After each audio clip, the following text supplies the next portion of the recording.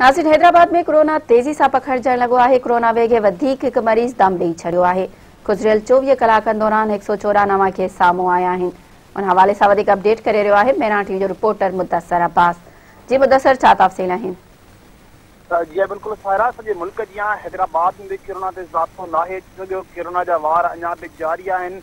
गुज़िरियल 24 कलाकनि दौरान कोरोना वायरस जा वधीक 114 नवां केस ज़ाहिर थिया आहिनि, जंहिंखां पोइ हैदराबाद में कोरोना सां मुतासिर थियल मरीज़नि जो मजमूई अॻुवधी 7,204 थी वियो आहे, जॾहिं त गुज़िरियल 24 कलाकनि दौरान हिकु ॼणो कोरोना सां फौत पिणु थी वियो आहे, जंहिंखां पोइ फौत थियल मरीज़नि जो तादाद आहे उहो 112 थी वियो आहे। ज़िले इंतिज़ामिया मुताबिक़ गुज़िरियल 24 कलाकनि दौरान 458 कोरोना जी टेस्टियूं कयूं वियूं, जिन मां 114 माण्हुनि जी टेस्ट पॉज़िटिव अची वई आहे। जॾहिं मां तव्हांखे ॿुधाईंदो वञा, हैदराबाद में एक्टिव केसनि जो तादाद आहे उहो 1245 थी वियो आहे। जॾहिं त मां तव्हांखे हिकु ॿिए पासे ॿुधाईंदो वञा, हैदराबाद में कोरोना जे केसनि में तेज़ी सां इज़ाफ़ो थियण बावजूदि शहर ने SOPs खे मुकमल तौर ते नज़रअंदाज करे छॾियो आहे, जंहिंखां पोइ कोरोना जे केसनि में तेज़ी सां इज़ाफ़ो थियण लॻो आहे। जी मदثر, अव्हां जी महिरबानी।